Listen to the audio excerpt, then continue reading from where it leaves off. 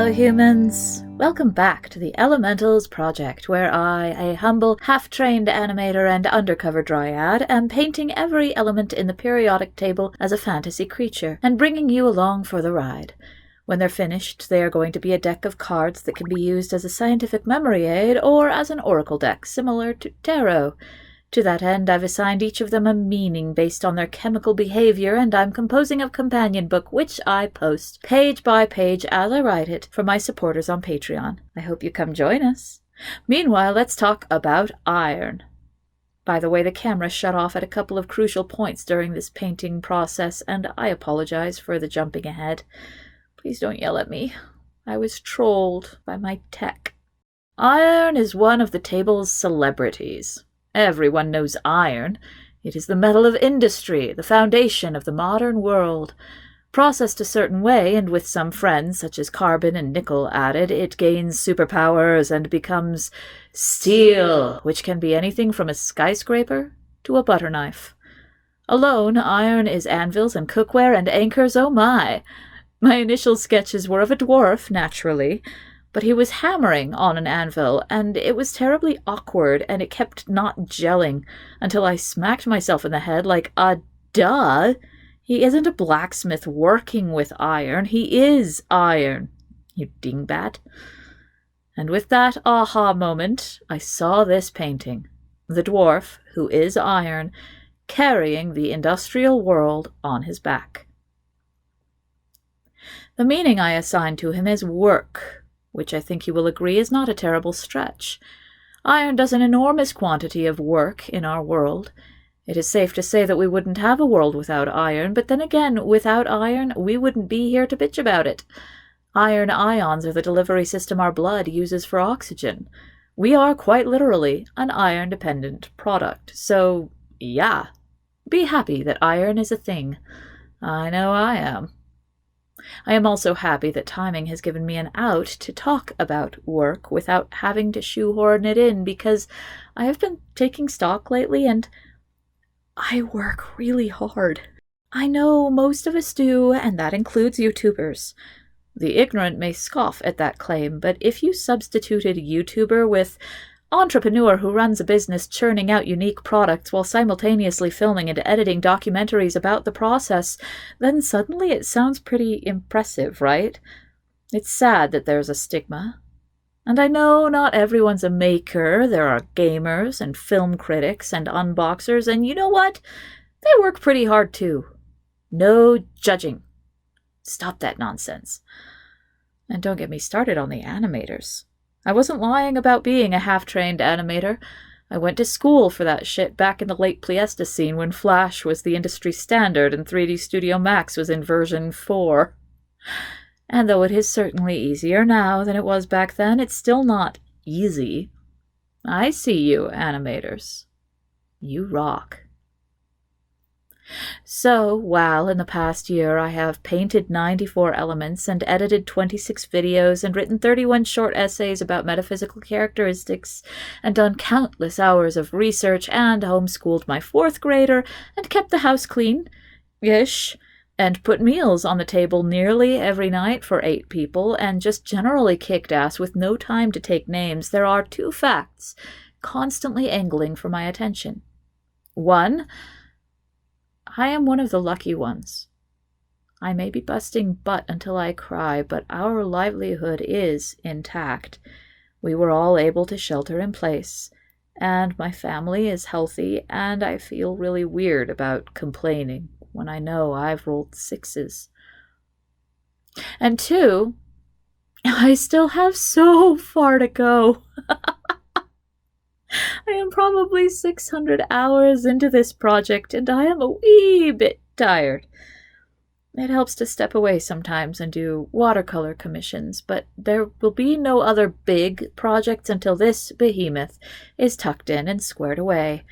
And dude, I have so many more projects in the wings. I've got the Theralia Project, which is a book of invented myths and holiday traditions from a pretend country, alongside videos of me telling stories and sculpting little figurines of the gods that we made up back in the day for the Theralian pantheon. I've got my stack of medical paperwork from my cancer battle, which I shall turn into an art collage book covered in memories from the experience that I haven't really had time to look back on yet, and a short comic featuring Cracks, my tumor. It will be called This Is How We Process. I've got the writings and art of my dear friend Dakota, who left us in 2018, and he was a philosopher and a spiritualist, and it's my task as his old collaborator to gather his writings and publish them.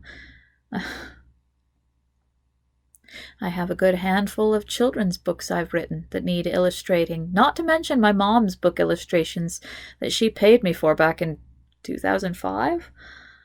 I have hours of footage from an epic road trip in 2019 that I need to turn into a series of music videos for the viewing pleasure of those who were there. I have the Marvel mermaids. There are element goals in place. To have the rare earths done by July and to have the writings done by November. The videos will still be coming out weekly for the foreseeable future, but the rest of it could be in the bag by solstice. We shall see. While I was waxing enthusiastic about future adventures, the heap of industry took shape. The cityscape is meant to be almost like a bouquet, wrapped in a railroad bridge, with 3 boats poking out, and 2 trucks, and an anvil, and the Eiffel Tower. If you're thinking they look a little too tiny and ill-defined, I am soon going to realize that and fix it. After adding this shipping crate. And futzing around for a while. Iron is an old man because it's one of those known since antiquity elements. Depending on who you ask, there are 7, or 9, or 11, or maybe 13 in that list. Makes it darn difficult to use my code to determine the characters' ages, you know? Like, several lists place arsenic in there because it was identified in the 13th century, but that's not one of my codified old ones. On the other hand, potassium was not recognized as an element until early in the 19th century, but because it's been a fundamental tool of civilization since monkeys headed for beaches, I made her look old. So my code is inexact. I am sort of sorry. Also, this is a chain to tie it all together. Ha! When you ask a chemist whether the zinc, cadmium, mercury, copernicium column are transition metals or more like the p-block metals, they will tell you that kind of depends on what you're doing with them. And that, along with everything else, makes me think that chemistry is a lot more flexible than I initially suspected, which I like. Anyway, everyone does agree that iron is iron and has always been iron, so the decision to make him old was easy. Here I'm ramping up the size and simplicity of his burden so everything reads better. The anvil is going to get beefier, the boats and trucks become 1 boat and 1 truck, etc. From this moment in time, this burden does have a very topical flavor, doesn't it? It almost looks like an essential workers awareness poster. There really ought to be a federal holiday to honor them, although the ones I know would prefer some actual infrastructural changes instead. My thought is, and please share your own ideas in the comments, but politely if you don't mind, my thought is that unbridled capitalism is toxic to an actual human population. Profit is fine in its place, but its place is not education or healthcare or prisons. When I say the bottom line, what do I mean? The definition is twofold: the most important thing and the money. That's just where we are right now as a country. But the bottom line of healthcare should be, are the people healthy? The bottom line of education should be, are your citizens educated? And so on. If your company makes toys or yachts, sure, look to the money within reason. But using a broad brush for that shit causes suffering. That's my 2 cents. Astrophysicists say, and I do not intend to argue, that when the fusion taking place inside a star reaches the point where iron atoms are developing, that is the first sign of that star's death. Iron is the first element in a fusion reaction that breaks even energetically rather than dumping excess heat and light all over the place. Iron may be the beginning of the end for stars, but it is also the main component of our planet's spinning core, which generates a massive magnetic field protecting us from solar radiation, and that may in fact be the single most crucial phenomenon sustaining life on Earth. Neat, huh? Everything I learn about the universe makes me more ambivalent about our place in it. On the one hand, we are currently the end product of billions of incredibly unlikely events, from the Earth just happening to form at an orbit where water is liquid, to the moon just happening to exert a stabilizing force on our rotation, and then life and thumbs and fire and language and history and banana daiquiris, and you get the drift. It is also mind-bogglingly unlikely as to be almost impossible. On the other hand, the universe is unfathomably vast. Really, really, really, really large. Big enough for every possibility there is. Which means everything that can happen had to happen somewhere. So, this happened here. We are both impossible and inevitable.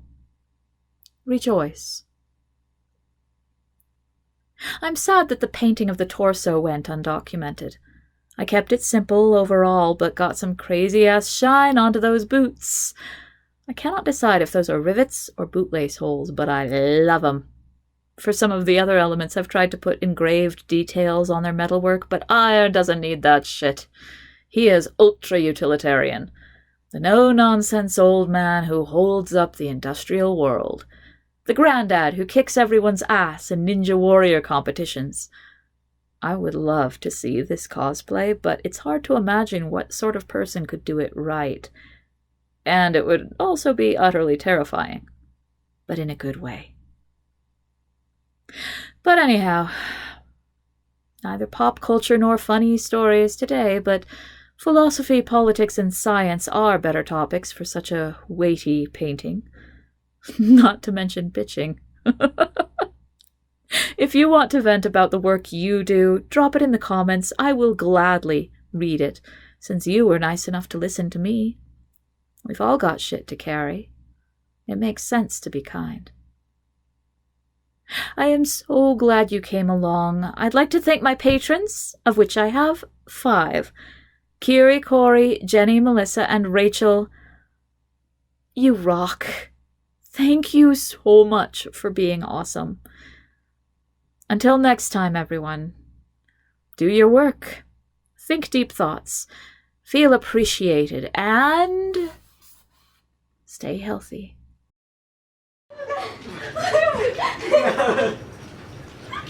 Oh, good. No murders. Yeah. Not yet. Not yet. Hot tub shut too quickly. Break something? No. Okay.